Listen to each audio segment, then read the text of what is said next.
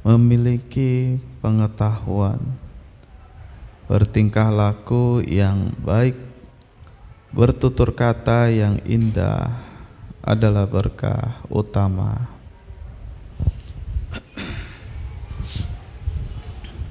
Ya, baik para Romo, Ramani, Bapak Ibu, saudara-saudari, ya selamat malam. Namo Buddhaya. Namo Buddhaya. Terjelas Sang Buddha. Ya, pertama-tama saya mengucapkan apresiasi ya bahwa pada malam ini yang hadir cukup banyak. Ya, sebuah apresiasi kepada Anda semua ya, di mana Anda ya telah bersedia dan mau ya untuk hadir sama-sama memperingati kembali Magha Puja. Yang kedua ya, saya mohon maaf saya duduk di kursi ya karena badannya, kakinya error sedikit ya, karena bukan Lego ya. Kalau Lego kan enak, tahu Lego ya? Ya, kalau ada yang bermasalah tinggal ganti. Ya, sayangnya ya ini tidak bisa. Ya, dan kemudian saya juga mengucapkan selamat kepada Anda semua yang ya karena telah melalui ya tahun yang baru, baik penanggalan secara matahari maupun secara bulan. Ya, jadi pada lebih tepatnya besok ya, besok tanggal 3 yaitu adalah hari Magha Puja ya, dimana dulu di Jambudipa dulu ya kurang lebih 2600 tahun yang lalu ya terjadi sebuah bisa dikatakan fenomena ya, dimana para siswa, para biku ya berkumpul tanpa diundang, tanpa kesepakatan dan tanpa yang lainnya. Ya, jadi kalau malam ini ya saya kan diundang. Nah, baru bisa datang. Kalau ndak diundang ya mungkin ndak datang. Ya, kecuali diperintahkan. Nah, itu baru datang juga. Tapi Magha Puja para bantenya tidak diundang, tidak di WA, tidak ada SMS ataupun email, tidak ada bahkan secara verbal. Ya, satu dan lainnya yaitu datang dengan sendirinya. Ya, seperti ya mungkin kalau waktu-waktu yang lainnya ada yang datang ke wihara, walaupun sebetulnya tidak ada acara, tidak ada apapun, ya cuma mau datang saja. Ternyata ada juga orang lain yang datang. Ya, kurang lebih seperti itu. 1250 Kinasawa. Kinasawa itu biku yang sempurna pengetahuannya dan sempurna kemampuannya. Ya, biku itu ada 3 jenis. Satu Kinasawa yang dua-duanya jago. Ya, yang kedua yang cuma sempurna pengetahuannya. Ketiga yang cuma sempurna kesaktiannya. Ya, dari sini bisa diketahui enggak semua bante zaman dulu itu ya tanda kutip pintar. Enggak semua juga para bante zaman dulu itu dalam tanda kutip sakti. Ya, tapi ada yang memiliki keduanya.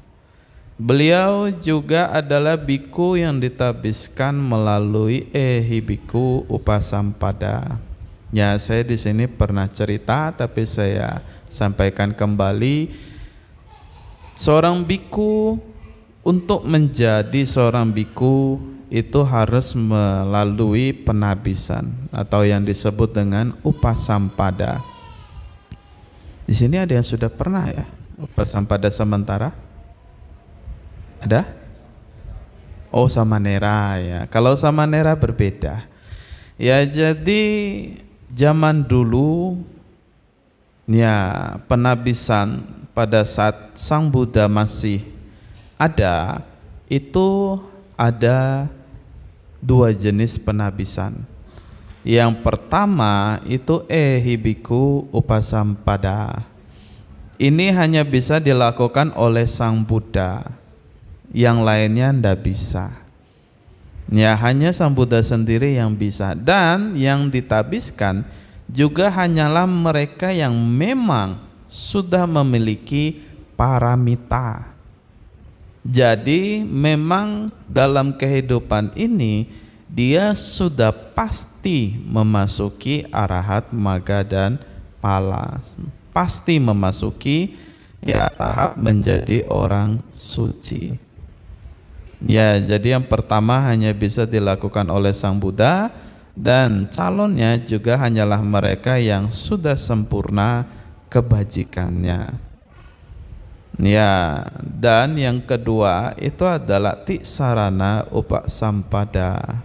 Ini sudah sering Anda lakukan. Ya, dengan mengucapkan 3 perlindungan. Nah, setelah mungkin pada masa akhir dari kehidupan Sang Buddha, itu baru dimunculkan lagi cara penabisan yang ketiga. Setelah maaf, bukan di akhir tapi setelah konsili, yaitu adalah biku nyati catutha kama upasampada. Nyati catutha kama. Jadi 4 seruan, 3 pengulangan dan 1 pernyataan. Jadi diserukan 4 kali, dan 4 seruan itu terdiri dari 1 pernyataan dan 3 pengulangan. Misalnya contoh, ini ada samanera siapa? Stephen siapa tahu beneran sadu kalau di doa ini tuh harus satu Kalau kedepannya benar atau enggak itu sudah urusan yang akan datang Kalau emaknya ngizinin siapa tahu ini ada samanera Stephen yang ingin menjadi seorang biku. Apakah saudara-saudara setuju? Ini 1 pernyataan. Nanti ini diulangi lagi sebanyak 3 kali. Oleh karena itu nyati catutha 4 kali seruan. Dan selama 4 kali ini, yang ketiganya itu tidak boleh ada 1 biku pun yang hadir itu bersuara. Karena 1 saja yang bersuara, maka penabisannya batal. Jadi harus betul-betul suaranya bulat, absolut. Semuanya harus setuju. Minimal ada 1 penabis dan 4 guru pendamping. 1 upajaya, 4 acarya. Total 5 biku itu harus ada. Dan kemudian ada saksi, yaitu kalau sekarang sih 15 biku minimal, tapi bisa lebih. Jadi dalam sima itu, dalam batas sima itu hanya boleh ada penabis, pendamping dan saksi atau biku yang hadir di situ. Dan biku lain yang tidak ikut tidak boleh memasuki batas sima. Kalau ada biku lain masuk dalam batas sima, misalnya masuk pagar wihara, maka penabisannya juga batal. Jadi apabila ada penabisan itu harus hati-hati sekali. Karena itu kalau Anda pernah ke sima, kita Sangga Theravada Indonesia ada 3 sima yang permanen, 1 di Jakarta, 1 di Malang, dan 1 di Gunung Sindur. Jadi Anda bisa lihat biasanya di sudut-sudutnya itu ada bendera yang melingkar. Ya, bendera melingkar kalau di Balikpapan juga ada ya di sudut-sudut candinya. Ya, jadi itu batas sima. Jadi kalau lagi ada penabisan, ya saya tidak ikut misalnya, tiba-tiba saya datang menyelonong masuk, nah itu ya penabisannya bisa batal. Ya, dan kalau tidak tahu penabisannya bisa menjadi tidak sah. Ya, dan juga biku yang hadir di situ haruslah betul-betul murni. Murni di sini disebut tidak melanggar atau tidak sedang dalam bawah hukuman. Ya, sanggadisesa juga parajika. Jadi bante yang hadir juga harus murni. Kalau ada satu saja bante yang tidak murni, penabisannya juga menjadi tidak sah. Ya, dan sekarang sudah diperbolehkan perumah tangga ikut masuk sebagai donatur. Nah, ini juga sama. Kalau ada ya mungkin perumah tangga yang tidak ikut serta mendadak masuk, penabisannya juga menjadi tidak sah. Jadi lokasinya harus steril. Dan yang berada di lokasi adalah mereka yang betul-betul sudah disetujui untuk berada di lokasi. Mereka yang di luar dari persetujuan kalau memasuki wilayah tersebut ya akan mengganggu bahkan membatalkan proses penabisan. Ya, jadi ini cara yang dilakukan oleh biku maupun bikuni. Ya, bikuni juga sama, mereka juga dengan cara yang sama. Hanya saja bedanya bikuni itu 2 kali. Pertama dia ditabiskan oleh ya sangga biku, baru yang kedua dia ditabiskan oleh sangga bikuni. Ya, jadi penabisannya 2 kali. Ya, caranya sama, jalurnya sama, semua peraturannya kurang lebih sama. Kalau bikuni ada tambah sedikit. Ya, jadi dengan demikian ya barulah bisa menjadi seorang biku. Jangan takut hafalannya sedikit, jauh lebih banyak samanera. Ya, karena yang kerja keras itu penabisnya. Ya, kita cuma ada sebetulnya banyak, tapi hafalannya itu banyak yang sama. Ya, jadi misalnya ada 10 pertanyaan, ya nanti Anda ditanya dalam bahasa Pali, apakah Anda seorang pria? Nah, nanti Anda harus jawab amak bante. Kalau Anda jawab nati bante, wah batal. Ya, nati itu bukan. Ya, amak itu ya. Ya, apakah Anda seorang pria? Apakah orang tua sudah mengizinkan? Apakah Anda sudah memiliki perlengkapan? Apakah Anda manusia? Itu juga ditanyakan. Apakah Anda memiliki utang piutang? Ya, apakah kondisi tubuh Anda normal? Ya, itu dipertanyakan. Ya, jadi ada pertanyaan-pertanyaan yang kurang lebih seperti itu. Ya, biasanya kalau Anda sudah sampai pada upacara, sebetulnya itu sudah 100% jadi biku. Ya, dalam STI kita tidak pernah membatalkan calon biku dalam proses upasampada. Kalau memang Anda ya tidak memenuhi persyaratan, biasanya sebelumnya sudah dikasih tahu. Jadi tidak ikut proses upasampada.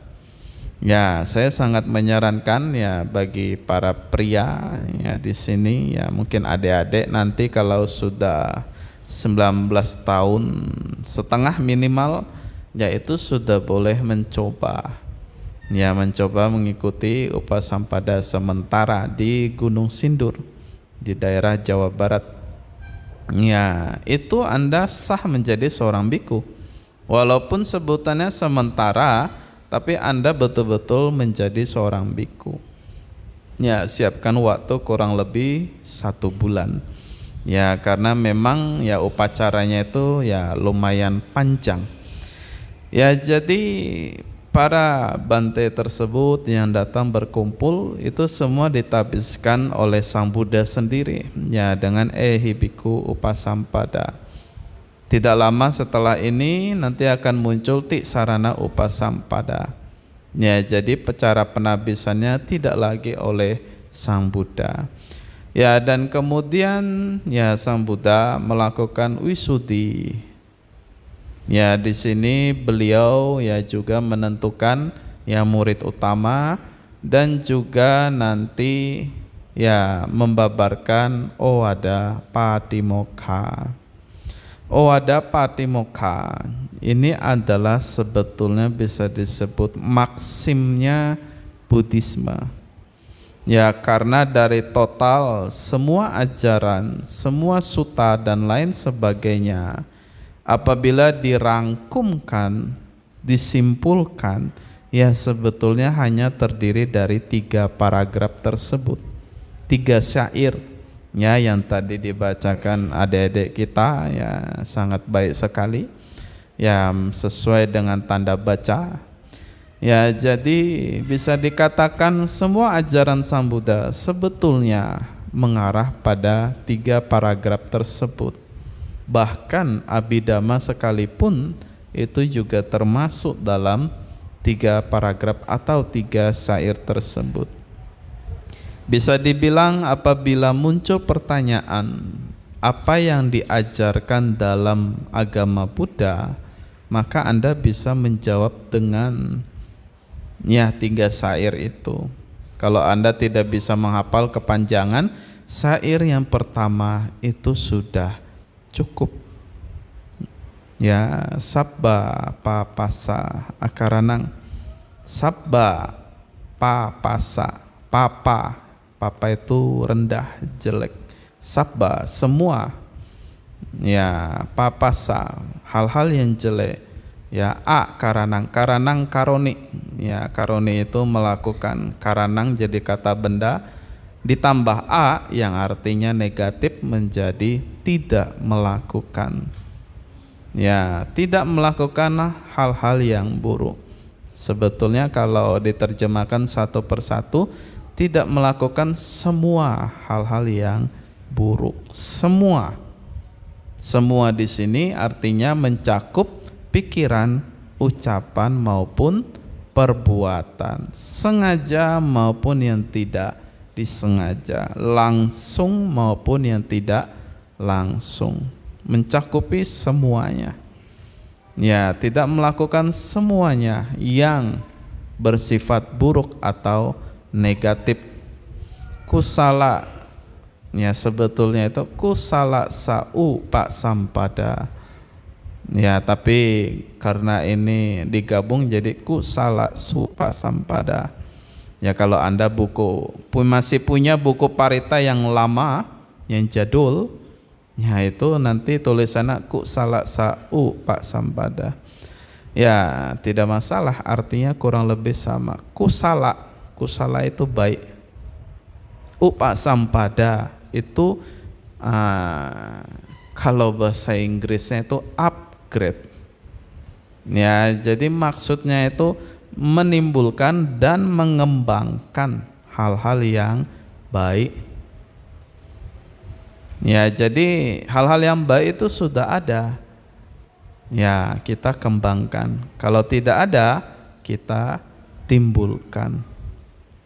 Sacita, cita itu pikiran. Sacita, semua bentuk pikiran.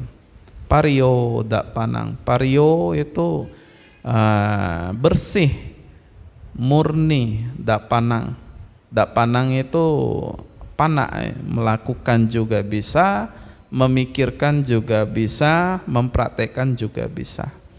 Ya, jadi mempraktekkan atau melakukan, mengusahakan pikiran yang bersih. Ya, kalau terjemahannya ya sudah diterjemahkan sebagai menyucikan pikiran, ya sebetulnya kurang lebih sama saja. Ya, saya tadi menerjemahkannya secara literatur, ya, jadi satu kata demi kata. Ya, jadi ini adalah 3 poin di mana bisa disebutkan sebagai maksimnya, esensinya dalam Buddhisme. Ya, kenapa Sang Buddha menyebutkan bahwa ini adalah 3 inti ajaran dari Buddhisme? Ya, kalau Anda ada nanti Google Buddha Waga, kalau tidak salah kitab komentar ya pada Buddha Waga itu nanti ada disebutkan ya bahwa Sang Buddha menyebutkan ya syair ini sebagai ajaran inti dari apa yang beliau ajarkan. Ya, karena memang apabila kita lihat dari yang pertama, dari syair yang pertama ini ya tidak melakukan segala keburukan, semua jenis, semua bentuk keburukan. Itu artinya ya kita mengakhiri ya produksinya, terprosesnya kama buruk, yang juga bisa dikatakan memusnahkan loba, dosa dan moha. Karena dari situlah kama buruk itu bermunculan, atau bisa dikatakan penyebab dari munculnya kama buruk yaitu adalah loba, dosa dan moha.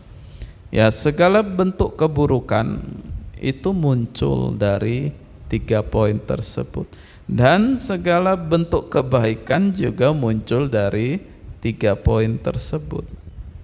Apabila Anda ya mempelajari salah satu bagian dari Abhidhamma yang disebut dengan Cittawiti, dulu pernah saya sampaikan ya, semoga masih ingat ya, bahwa pikiran yang baik,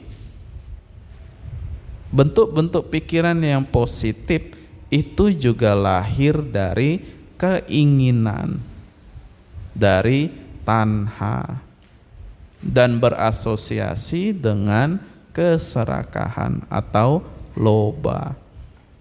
Karena menginginkan itu juga termasuk sebuah keinginan, dan keinginan itu selalu berakar pada loba, dosa maupun moha. Ya, jadi bahkan perbuatan baik sekalipun yaitu sebetulnya berakar pada sebuah keinginan. Ya, tetapi ya kita memilih yang baik daripada yang buruk, karena yang buruk itu tidak bermanfaat, yang baik itu membawa manfaat. Oleh karena itu apabila Anda melihat lebih lanjut pada kesucian, maka Anda akan menemukan bahwa mereka yang mencapai arahat magga dan pala itu tidak lagi memiliki rasa suka, tidak juga memiliki rasa tidak suka.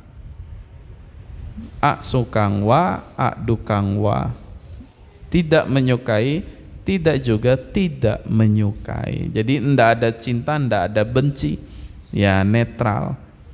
Karena mereka sudah tidak lagi memiliki loba, dosa dan moha. Oleh karena itu tidak ada lagi keinginan. Karena tidak ada keinginan, maka tidak ada lagi cara untuk memproduksi kama. Ya, baik kama baik maupun kama yang buruk. Ya, dengan demikian maka mereka tidak lagi ada keterikatan atau kemelekatan. Karena tidak ada lagi keterikatan dan kemelekatan, maka tidak ada lagi kehidupan kembali. Ya, cukup di situ saja.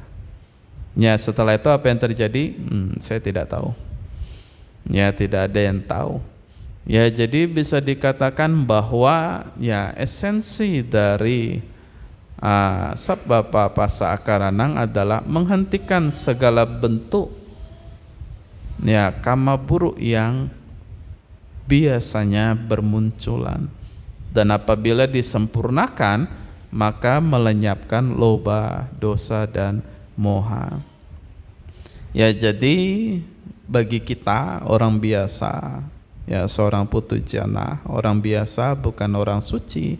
Bahkan orang suci sekalipun ya sebelum mencapai arahat magga dan pala, yang paling bisa kita lakukan adalah berusaha semaksimal mungkin, sebisa mungkin itu untuk tidak melakukan apapun yang buruk.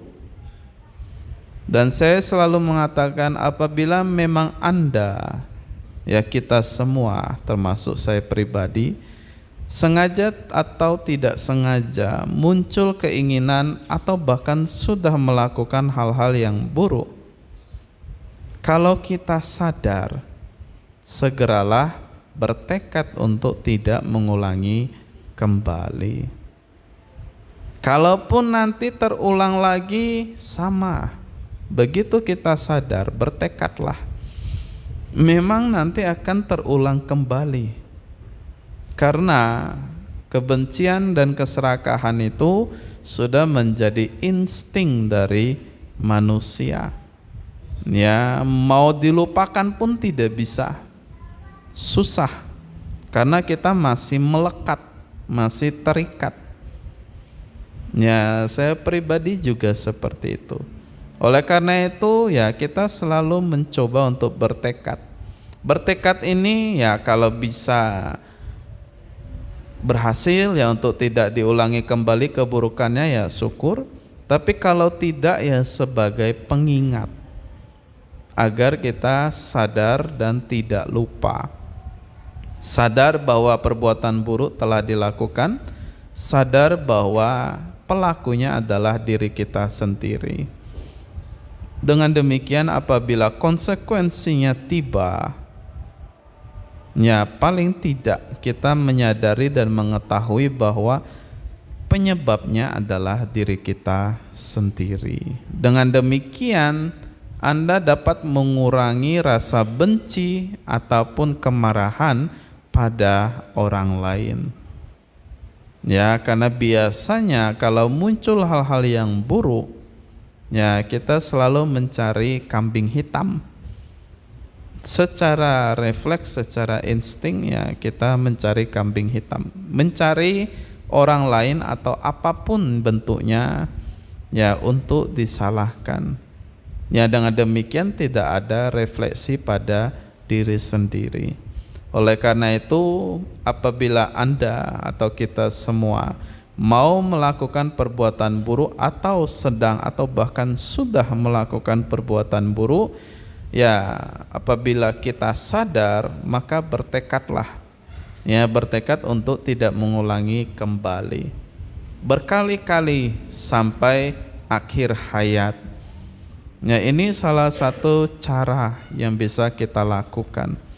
Ya sekali lagi sebagai pertama ya untuk mengingatkan kita bahwa perbuatan buruk ya akan atau sudah dilakukan.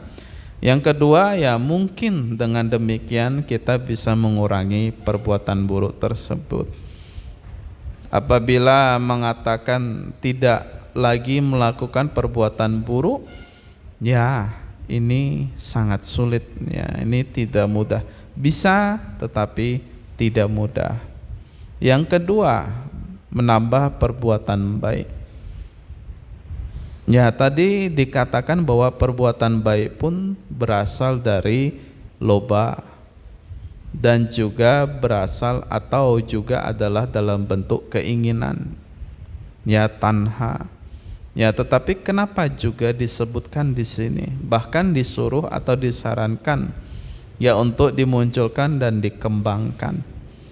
Karena memang bagi orang biasa kita masih butuh modal.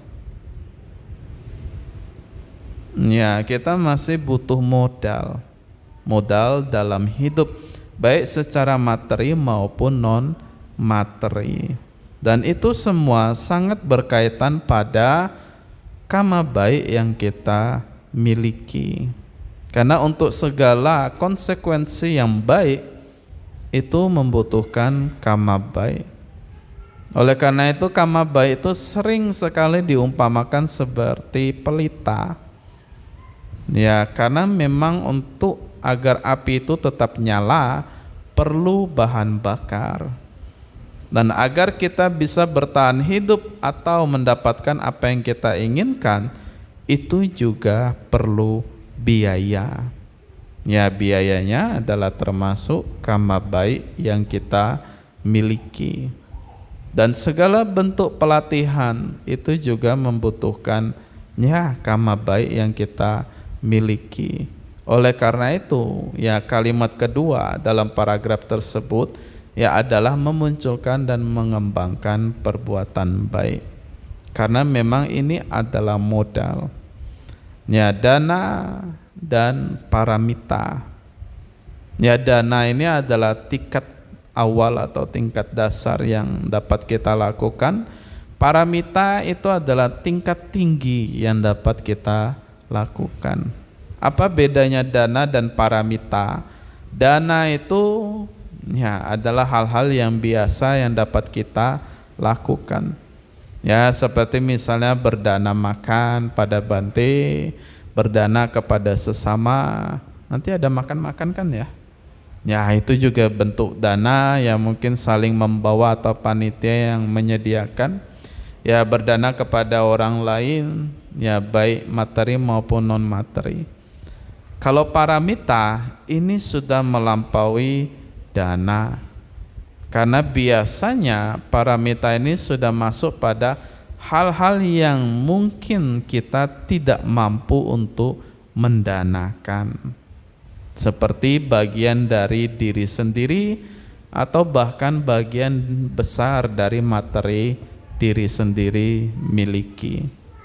Ya, banyak cerita-cerita di ya seperti Dhammapada ya atau Carya Pitaka ya, seperti Sang Buddha yang mendanakan tubuhnya ya untuk orang yang lapar kalau tidak salah ya, sebagai seorang kelinci.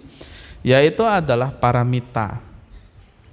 Ya, dan dana ini bisa dikatakan termasuk dari bagian kedua dalam perbuatan baik. Tentu tidak hanya dana saja. Melaksanakan sila itu juga termasuk berbuat baik. Ya, Pancasila, Atha Sila, Dasa Sila, atau bahkan mencoba melaksanakan Patimokkha atau Winaya.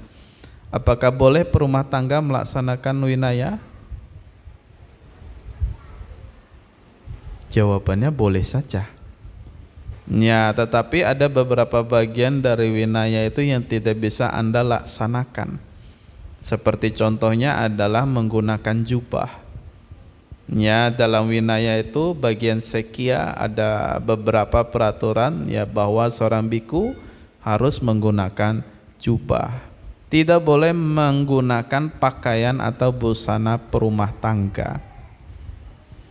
Bahkan yang terkecil sekalipun. Ya, kalau biku nih ya ada beberapa modifikasi. Ya, jadi seorang biku itu tidak boleh menggunakan ya pakaian yang tidak disepakati atau disetujui atau diperbolehkan. Ya, kalau misalnya tiba-tiba bantenya malamnya pakai baju terus keluar jalan-jalan, ya itu sebetulnya bantenya dengan ya persetujuannya sendiri untuk lepas jubah. Ya, jadi begitu biku menggunakan baju perumah tangga yang mungkin seperti yang Anda gunakan, ya itu sebetulnya sudah menandakan bahwa dirinya telah menghentikan pelatihan sebagai seorang biku. Biku lepas jubah itu tidak perlu upacara. Ya, di sini ya kalau mau jadi biku itu upacaranya ribet dan lumayan lama dan lututnya sakit semua. Tapi kalau mau lepas gampang, tinggal lepas jubah pakai baju selesai. Tidak ada yang lain. Ya, upacara itu ya cuma dibuat agar lebih formal saja. Tapi sebetulnya tidak ada. Makanya Anda akan menemukan dalam Tipitaka itu ya seorang biku yang 7 kali menjadi seorang biku. Setiap kali dia lepas jubah, dia cuma menggantung jubahnya di pohon kemudian pakai baju selesai. Ya, jadi kalau ada seorang biku ya tiba-tiba pakai baju perumah tangga yang tidak disepakati oleh sangga, tidak diizinkan oleh sangga, ya maka ya dia sudah secara resmi, secara sah meninggalkan kebikuan, bukan lagi seorang biku. Walaupun nanti dia pakai jubah lagi. Ya, karena kalau dia ingin menjadi biku lagi, ya dia harus ditabiskan kembali melalui upacara yang sesuai dengan winaya. Wasanya juga akan ya kembali menjadi ya awal lagi. Walaupun dia sudah mahatera, kalau dia lepas dan kembali lagi menjadi biku, ya wasanya akan reset jadi satu lagi. Nah, ya oleh karena itu ya kalau Anda mendapati yang seperti itu, ya harap lapor ke bantenya. Ya jadi ya seorang biku ya yang telah melepaskan kebikuannya, ya itu bisa dikatakan ya sudah tidak lagi menjadi seorang biku. Ya jadi Bapak Ibu saudara-saudari, ya bisa dikatakan bahwa ya hal ini banyak bermunculan. Ya sedikit untuk saya menambahkan, ya kalau tiba-tiba ada seorang biku yang muncul, mungkin datang ke Berau, yang mungkin nanti masuk toko atau ke tempat Anda atau dimanapun juga, yang meminta-minta, atau ya mungkin tiba-tiba berkeliaran walaupun tidak mengucapkan apapun. Ya kalau Anda memang ingin memberikan sesuatu, ya berikanlah, ya apakah minuman dan lain sebagainya, silahkan ya, tetapi tidak perlu terlalu besar. Ya dan segeralah laporkan ke ya mungkin romonya. Nanti romonya akan melaporkan ke bantenya. Balikpapan ini dulu sering terjadi. Ya sekarang sudah tidak pernah lagi. Ya waktu sebelum Covid itu ada 4 biku yang saya deportasi. Bukan saya yang deportasi, ya petugas imigrasi yang deportasi. Tapi ya mereka keempatnya itu ya dibawa atau ya diinvestigasi di wihara di Balikpapan. Ya kenapa saya tahu mereka palsu? Karena semuanya buku kebikuannya itu ada mereknya. Ada yang mereknya Nikon, ya di balik sertifikatnya. Ada yang mereknya Fuji. Tahu itu merek apa? Kertas foto. Ya, jadi rata-rata ya seperti itu. Sedangkan buku kebikuan sangga yang sesungguhnya itu rata-rata capnya itu adalah simbol sangganya sendiri. Enggak ada yang bermerek seperti itu. Oleh karena itu saya tahu bahwa mereka bukan biku yang asli. Ya jadi kalau nanti ada muncul ya harap dilaporkan. Ya kita kembali kepada topik. Ya jadi pada Owada Patimokkha ya bisa dikatakan bahwa menjadi sebuah jawaban ya dari esensi Buddhisme. Bahkan termasuk yang ketiga, menyucikan pikiran, yang artinya adalah samadhi. Ya ini juga adalah salah satu esensi dari Buddhisme. Bahkan kalau kita merujuk pada Arhat Magga dan Pala, sebetulnya meditasi itu adalah satu-satunya jalan. Ya jadi bisa dikatakan salah satu yang terpenting dalam Buddhisme itu adalah meditasi. Sekarang saya bertanya, berapa dari Anda yang bermeditasi rutin? Seminggu sekali oke lah, mending ya daripada ndak sama sekali ya. Ya oleh karena itu ya seperti biasa saya pernah menyampaikan, ya saya sampaikan lagi, cobalah untuk bermeditasi. Sederhana saja, mau tidur, setelah semua dan siap untuk tidur, ya meditasilah. Tidak usah terlalu fokus, yang biasa saja sampai Anda ketiduran. Ya jangan terlalu fokus nanti tidak tidur-tidur ya, karena ada ya mereka yang mencoba cara itu, kok Bante saya tidak bisa tidur-tidur ya, karena terlalu fokus. Ya jangan terlalu fokus, seolah-olah Anda lagi nonton drakor sudah tidak laku ya. Ya dracin ya, seolah-olah Anda lagi nonton filmnya, nonton dracin ya. Jadi tidak perlu komentar, hanya cukup melihat, tidak perlu mengamati lebih lanjut, tidak perlu analisa, hanya cukup melihat bayangan imajinasi yang muncul di benak Anda sampai Anda ketiduran. Tidak usah juga fokus pada nafas dan lain sebagainya, tidak perlu. Anda hanya perlu menjadikan pikiran Anda sebagai objek. Mau kemana pikiran Anda tidak masalah, cukup perhatikan saja, tapi tidak perlu dianalisa. Nah, dengan demikian Anda bisa tidur. Nanti bangun tidur, sebelum apapun ya meditasilah sebentar, 5 menit, 10 menit tidak masalah. Setiap hari lakukan hal tersebut dengan rutin. Ya kan enak, nggak usah duduk 1 jam 2 jam. Anda cukup berbaring ya dengan santai. Tidak harus dimanapun juga, di tempat tidur juga bisa.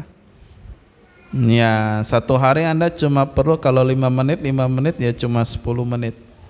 Anda masih ada 23 jam dan 50 menit waktu yang tersisa. Ya jadi setiap hari ya meditasilah, berusaha 5 menit pagi, 5 menit mau tidur atau sampai tertidur. Ini manfaatnya cukup besar. Saya pribadi sudah melakukan ini sejak saya samanera. Ya, saya samanera 3 tahun dan ini saya masuk ke 15 tahun, berarti 18 tahun kurang lebih. Tidak pernah putus setiap hari. Dan saya juga tahu bahwa manfaatnya cukup besar. Ya padahal sebentar saja, tidak susah. Enggak juga sakit kakinya, karena ya cuma rebahan di tempat tidur, ya kan enak. Ya tapi lakukanlah setiap hari.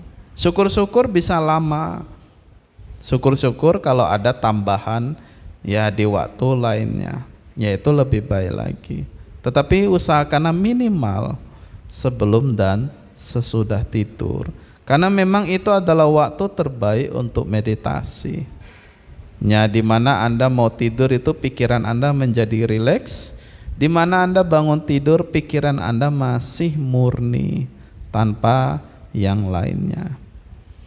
Ya dengan demikian ya maka Anda akan mendapatkan manfaat dari meditasi. Ya jadi Bapak Ibu saudara-saudari, 3 kalimat dalam paragraf ini bisa menjadi maksim dalam kehidupan Anda sehari-hari, bisa menjadi prinsip utama untuk diri Anda dalam kehidupan sehari-hari, khususnya untuk ya adik-adik dan anak muda. Ini bisa menjadi prinsipnya dalam kehidupan sehari-hari. Ya karena kita hidup di zaman modern di mana media informasi itu dapat didapatkan dengan mudah. Ya setiap dari kita punya HP, setiap HP punya kuota, ya jadi kita bisa mengakses segala bentuk informasi dengan mudah. Dan kadang ada informasi yang tanda kutip menyesatkan. Ya, jadi untuk mengatasi hal tersebut, ya Anda hanya cukup menganalisa apakah ini bentuknya baik atau buruk. Kalau baik silakan, kalau buruk cukup diketahui saja. Ya, dengan demikian ya Anda bisa menghindari hal-hal yang konsekuensinya mungkin akan menjadi cukup fatal. Ya, karena zaman teknologi seperti ini ya bukan lagi seperti zaman dulu. Ya, karena keterbatasan informasi ya maka ya informasi yang dapat diakses cuma hanya dari orang tua dan lingkungan sekitarnya. Jadi lebih limited, lebih terbatas. Tapi kalau sekarang ya setiap anak bisa tahu apa yang terjadi di Timur Tengah. Ya walaupun jauhnya ya cukup jauh jangkauannya. Ya jadi bisa dikatakan ya maksim ini juga bisa dilakukan atau dijadikan sebagai prinsip hidup. Ya prinsip hidup. Ya jadi kita berusaha sebisa mungkin tidak melakukan perbuatan buruk. Ya sebisa mungkin menimbulkan, mengembangkan perbuatan baik. Sebisa mungkin melatih meditasi. Ya, kalaupun Anda tidak tahu parita, tidak tahu ajaran Sang Buddha yang lainnya, tidak tahu meditasi, selama bisa mengikuti 3 poin ini, sebetulnya itu sudah cukup. Tapi kalau Anda bisa lebih dari ini, ya lebih baik lagi. Ini menjawab pertanyaan, yang penting kan berbuat baik, Bante. Ya betul. Yang penting berbuat baik. Tapi kalau Anda bisa berbuat baik yang lebih lagi, itu jauh lebih baik lagi. Ya, seumpama Anda dikasih 1 juta tapi dikasih 10 juta lagi, ya kenapa enggak? Ya kan lebih baik. Ya, jadi kalau bisa berbuat baik ya syukur, tapi kalau bisa lebih lagi ya datang ke wihara, puja bakti dan lain sebagainya, itu jauh lebih baik lagi. Ya, jadi saya rasa ini saja yang saya sampaikan Bapak Ibu saudara-saudari. Ya, semoga ya ini menjadi berkah untuk kita semua. Semoga kita semua selalu maju dalam dhamma. Semoga kita semua hidup berbahagia. Sabbe sata bhavantu sukhitata. Sadhu, sadhu, sadhu. Ya, terima kasih.